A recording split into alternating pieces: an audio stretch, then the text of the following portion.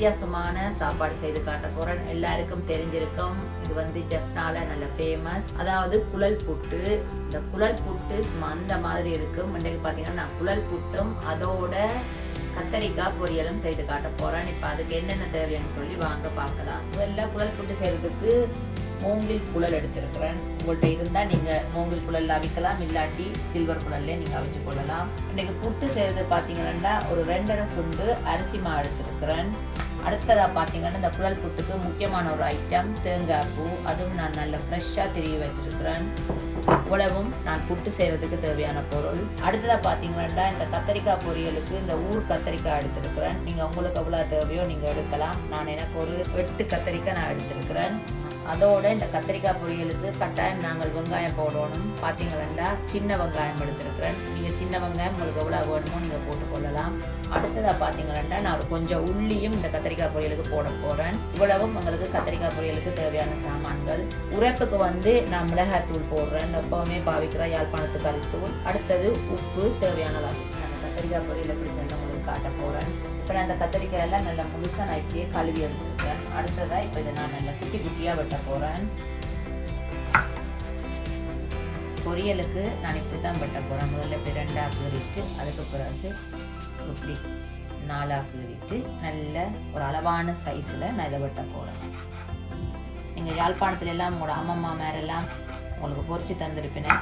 அப்படித்தான் நான் இதை இன்றைக்கு பொரிக்க போகிறேன். எனக்கு எங்களோட அம்மா எல்லாம் இப்படித்தான் லஞ்ச் பாக்ஸுக்கு பொரிச்சு நல்ல புட்டும் கத்திரிக்காய் பொரியலும் தருவினா சும்மா சூப்பராக இருக்கும்.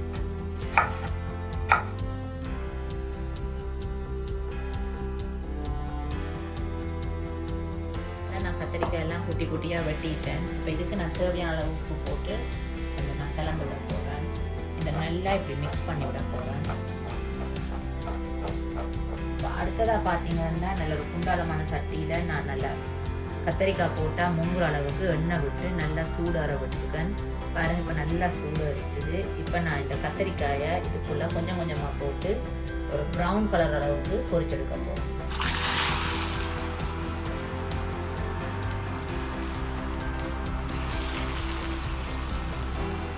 கத்தரிக்காய் பாருங்க நல்லா கலக்கலாண்டு பொரிஞ்சு வந்துட்டுது. இப்போ இதை நான் நல்லா வடிச்செடுக்க போகிறேன்.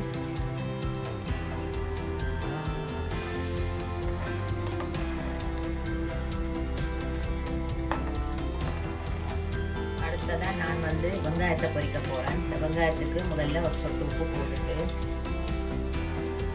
கொஞ்சம் உப்பு, நான் கத்தரிக்காய் எப்படி பிரட்டினோ அதே மாதிரி இந்த வெங்காயத்தை நல்லா உப்பு போட்டு பிரட்டிட்டு அப்படியே எண்ணெயில் போட்டு பொரிச்செடுக்க போகிறேன்.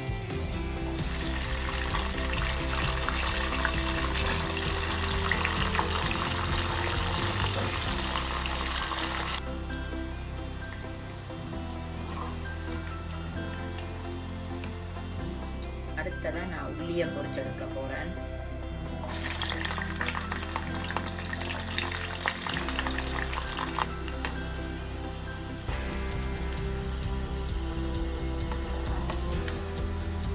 கத்தரிக்காயை நான் நல்லா பொரிச்செடுத்துட்டேன். அதோட இந்த வெங்காயத்தையும் நான் நல்லா பொரிச்செடுத்துட்டேன்.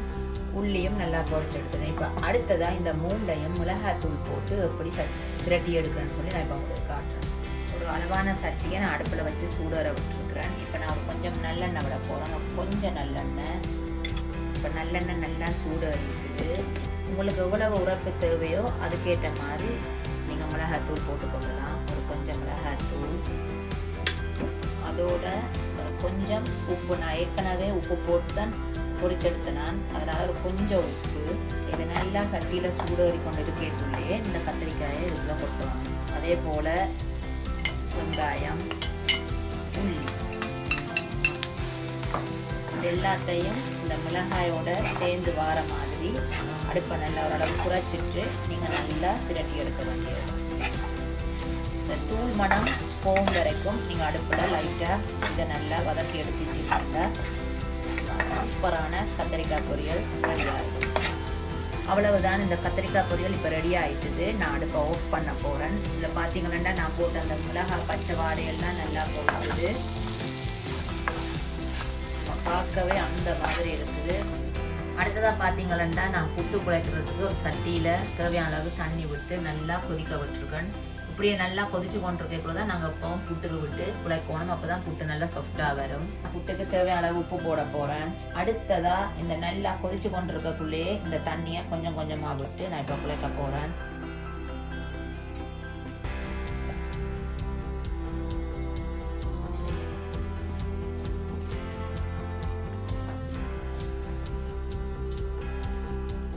இது வந்து அரிசிமான்றபடியாக கொஞ்சம் தண்ணி கூட இழுக்கும். அதனால் நான் கொஞ்சம் கொஞ்சமாக தான் விட்டு இந்த புட்டு குழைக்கிறேன். நீங்கள் அவிச்ச கோதம்பமா போட்டிங்கன்னா நிறைய தண்ணி இழுக்காது. தனி அரிசிமான்றபடியாக கொஞ்சம் தண்ணி கூட இருக்க தேவை வரும். இப்போ இவ்வளோ தான் நான் தண்ணி விட்டு முதல் கரண்டியால் மிக்ஸ் பண்ணினா என்ன கொஞ்சம் சூடு. அடுத்ததான் நீங்கள் வந்து கையால் இதை நல்லா குழைக்கணும். அப்போ தான் இந்த புட்டு வந்து மாக்கள் நல்லா வடிவாக குழப்பட்டு நல்லா வரும். நான் நல்லா குழைச்சிட்டேன். இப்போ இதை வந்து சில பேர் வந்து ஒரு சுண்டு வச்சும் குத்துவினேன். இதை நான் கையாலே இப்போ நல்ல வடிவாக ஊற்றி விட போகிறேன். உங்களுக்கு சுண்டால் குத்த விருப்பம்னா நீங்கள் குத்தலாம். அவ்வளோ தான் ஃப்ரெண்ட்ஸ், பாருங்கள் புட்டு சும்மா அழகாக ரெடி ஆகிடுச்சு. இப்போ அடுத்ததாக இதை நான் எப்படி இந்த மூங்கில் குழலில் போட்டு அவிக்கிறேன்ட்டு நான் உங்களுக்கு காட்டுறேன். நிறைய பேருக்கு அப்படி அவிக்கிறேன்னு தெரிஞ்சிருக்கும், தெரியாதவே இதை பார்த்து தெரிஞ்சிருக்கும். நாங்கள் அடுத்ததாக புட்டை எப்படி அவிக்கிறேன்னு சொல்லி பார்ப்போம். மூங்கில் குழலுக்குள்ளே ஒரு தட்டு மாதிரி ஒன்று இருக்குது. அதை நல்லா இதுக்குள்ள போட்டு ரெடி பண்ணிட்டு முதல்ல நான் ஒரு கொஞ்சம் தேங்காய் பூ எடுத்து இப்படி உள்ளுக்கு இப்படி சுற்றி போட போகிறேன். அப்போ தான் அந்த தட்டில் போய் எல்லா இடமும் பறந்து விழும். அடுத்ததாக ஒரு கொஞ்சம் புட்டு. அநேகம் எல்லாருக்கும் தெரிஞ்சிருக்கும் குழல் புட்டு. தெரியாதவையால் பார்த்து தெரிஞ்சு கொள்ளுங்க. புட்டு வந்து எவ்வளோ அகலத்தில் வேணுமோ அதுக்கேற்ற மாதிரி நீங்கள் உங்களோட கையால் புட்டு அளவு போட்டு கொள்ளலாம். அடுத்ததாக திரும்பவும் கொஞ்சம் தேங்காய் பூ. இந்த தேங்காய் பூ இடையில ஏன் போடுறோன்னு சொல்லி நிறைய பேருக்கு தெரிஞ்சிருக்கணும் அறியாது. ஏன்னு சொன்னால் நாங்கள் தனியாக மாவை மட்டும் போட்டோம்னு சொன்னால் அந்த ஆவி வடிவாக உள்ளுக்கு போய் அவியாது. அதனால் இடையில கொஞ்சம் தேங்காய் பூ போட்டால் அந்த விடவெளி இருக்கும். அப்போ புட்டு வந்து அவியறதுக்கு ஈஸியாக இருக்கும். அதுக்கு பிறகு கடைசியாக கொஞ்சம் மாவு, கடைசியாக கொஞ்சம் மேலே தேங்காய்.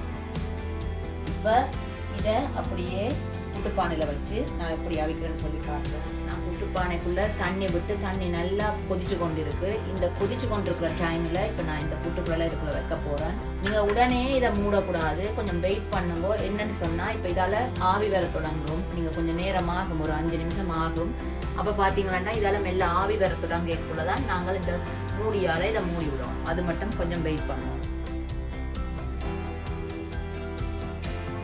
பார்த்தீங்கன்னா ஃப்ரெண்ட்ஸ், இப்போ நல்லா ஆவி வருது. இப்போ நான் இதை எப்படியே மூடி ஒரு 10 நிமிஷம் அவிய விடணும். சுட சுட குழல் புட்டு ரெடியாக இருக்குது. இந்த குழல் புட்டை நான் மெதுவாக பிளேட்டில் போட போகிறேன்.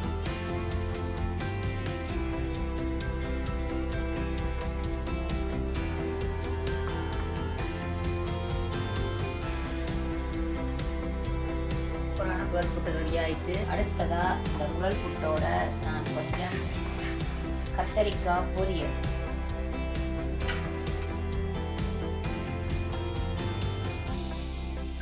பார்த்தீங்களா நல்ல வாசமாக அந்த மூங்கில் குழல்ல அவிச்ச வாசம் அந்த மாதிரி இருக்குது. அதோட எங்களோட அம்மாவோட ஸ்டைலில் நான் வந்து இந்த கத்தரிக்காய், வெங்காயம், உள்ளி எல்லாம் பொரிச்சு வச்சிருக்கிறேன். என்னடா குழல் புட்டு உடைஞ்சிட்டு பார்க்குறீங்களா? எப்படியுமே உடைச்சி தான் சாப்பிடணும். அதனால் குழலில் போட்டதுனால குழல் புட்டு.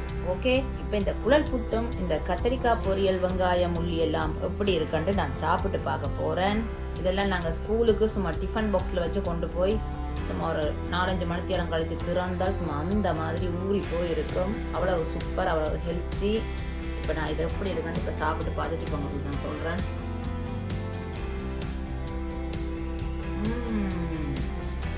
அவ்வளோ சூப்பராக இருக்குது ஃப்ரெண்ட்ஸ். ஏன்னு சொன்னால் இந்த புட்டில் வந்து ஒரு மூங்கில் வாசம் ஒன்று வருது.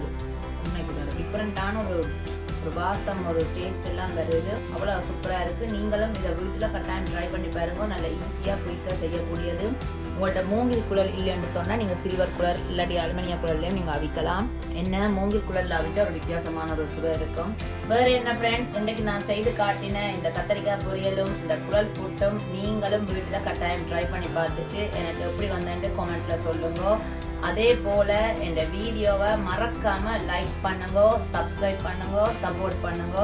நான் இதே மாதிரி ஈஸியாக குயிக்காக செய்யக்கூடிய வீடியோக்கள் நான் தொடர்ந்து போட்டுக்கிட்டு வரேன். வேறு என்ன ஃப்ரெண்ட்ஸ், நான் இப்போ போய் சாப்பிட போகிறேன். பாய்.